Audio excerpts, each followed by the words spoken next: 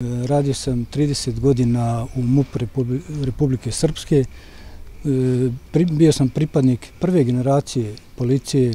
To su sasvim druge okolnosti bile kada je trajao odbrambeno-otadžbinski rat, borba, odnosno odbrana srpskog naroda, stvaranje Republike Srpske koja traje i ubeđen sam trajeće vječno.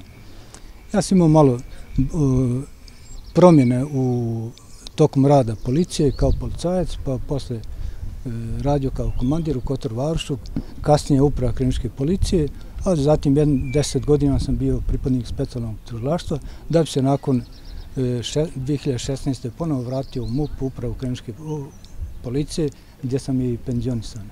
Evo današnji prijem. Današnji prijem, ja se prvenstveno zahvalio ministru i direktoru na pozivu. Bila mi je čast da se odazovem. Naravno, jednog momenta nisam tu se dvoumio da li ću doći ili ne. To je moja kuća. Ne znači ako sam otišao u penziju da sam otišao iz policije. Dio nas, odnosno i srce i duše, dio ostaje u toj policiji.